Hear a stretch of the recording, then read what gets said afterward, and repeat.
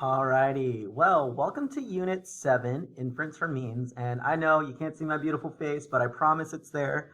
I'm recording from my classroom, so I cannot figure out how to get my face in the video, but it's all good.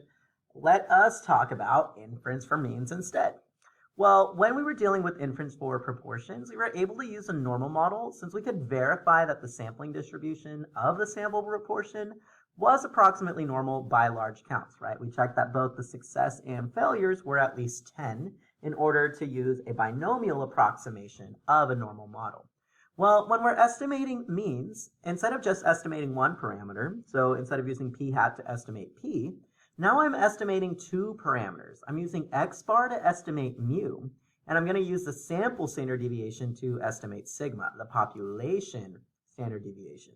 Now, because of this extra variability, we're going to account for it by using a t-distribution instead of a normal distribution.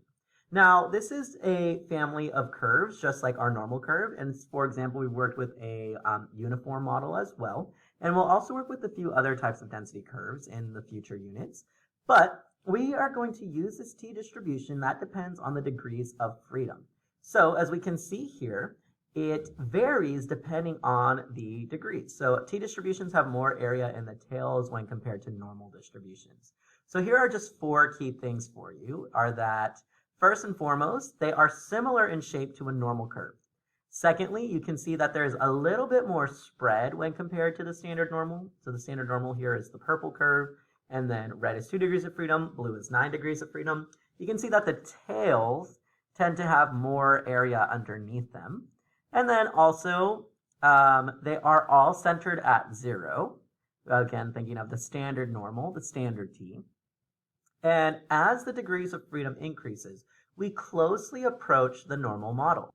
So for example, if I go to my formula sheet here, instead of looking at my z tables, I'm going to go now to this special table down here, and it should say table B. And on table B, notice that I have the t-distribution. And these are going to be my critical values, and these are all based on the degrees of freedom right here.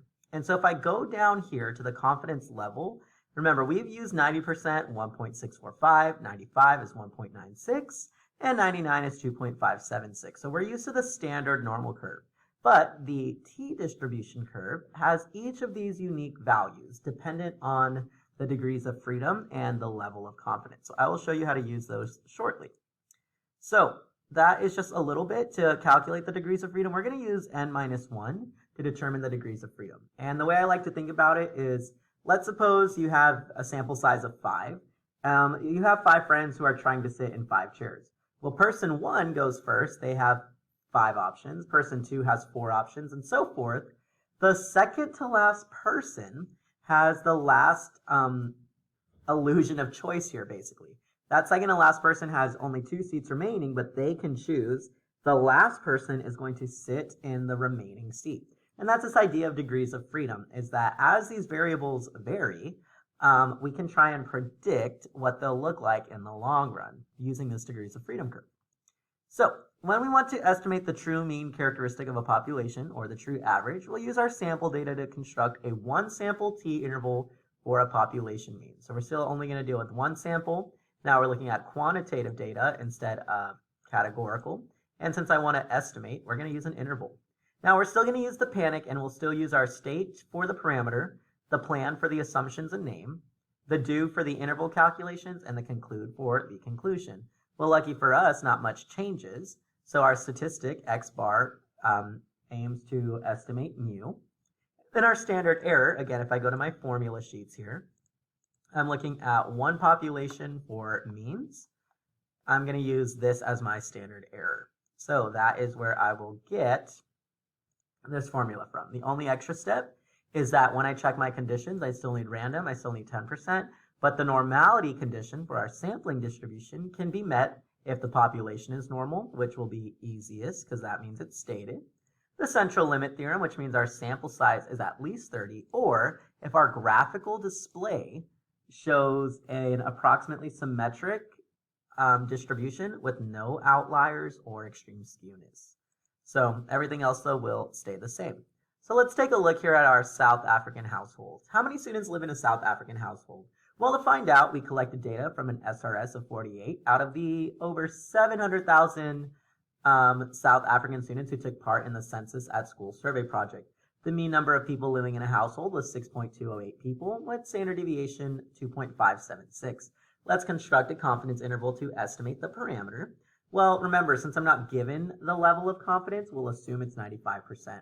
So here, I want to estimate mu, the true mean number of people living in a South African household using or with 95% confidence.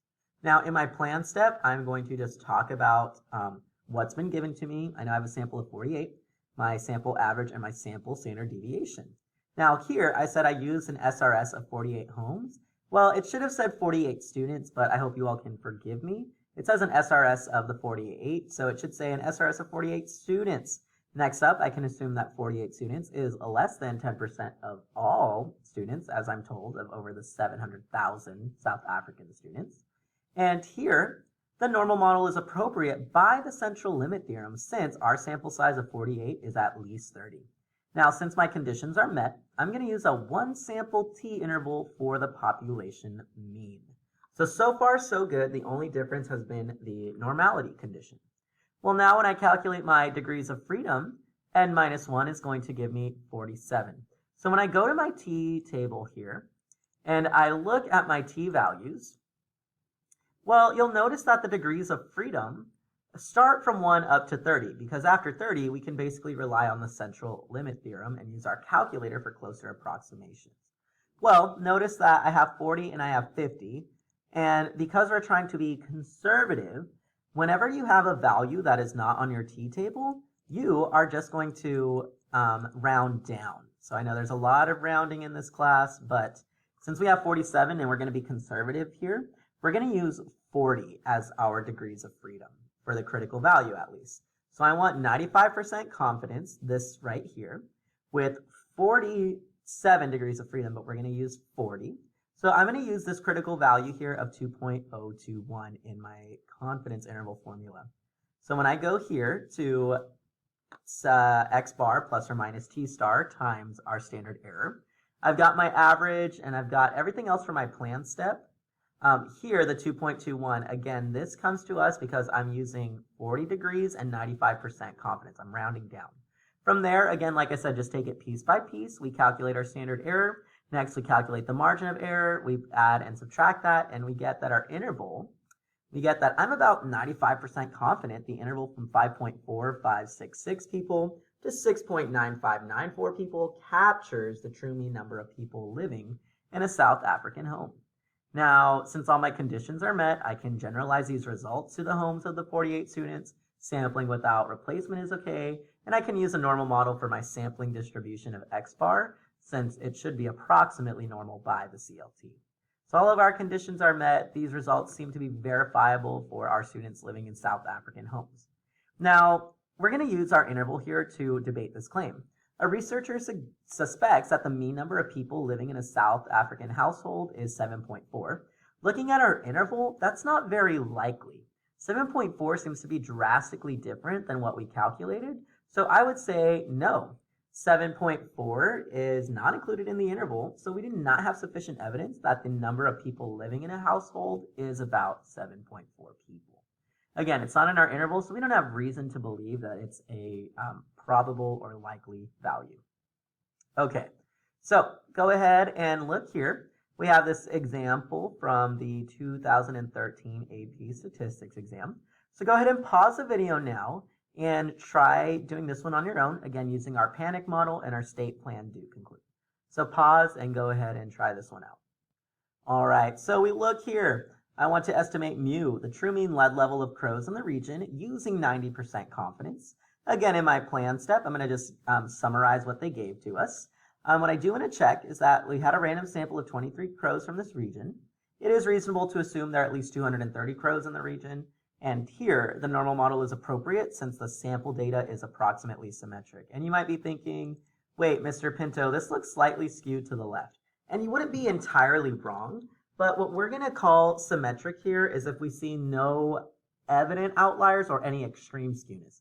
While this is slight skewness, this peak in the middle isn't too concerning because think about this, right? We've segmented our graph so that every 0.5. So it's really 2.8 to 6.8. I think we're going to be okay. There shouldn't be any extreme skewness in these smaller samples. Now, since my conditions are met, I'll use a one sample t-interval for a population mean.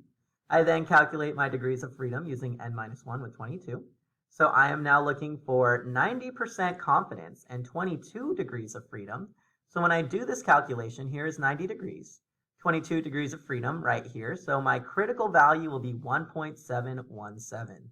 So when I do my calculations, I'll use that for my t-star value, and I'll get this confidence interval here. So I've got my sample average, which is my point estimate. I've got my critical value, and then I have my standard error here. From there, I just go piece by piece, and I get that I'm about 90% confident the interval from 4.4991 ppm to 5.3009 ppm captures the true mean lead level of crows in this region. Now, based on our study, could we generalize the findings to all crows? No, we could not generalize these results to all crows since we only used a random sample of crows from this specific region. Recall that we can only generalize the results of our study from which the sample has been pulled. So if I only take a random sample from Denver, Colorado, I could not generalize those results to Houston. In the same way that since I only take a random sample from this region, I cannot generalize those results to all crows, only to the crows in this region. So that's a little bit more about one sample t-intervals for a population mean. The next lesson should be pretty quick in talking about the margin of error and some properties of the t-interval. So go ahead and stay tuned for a little bit more.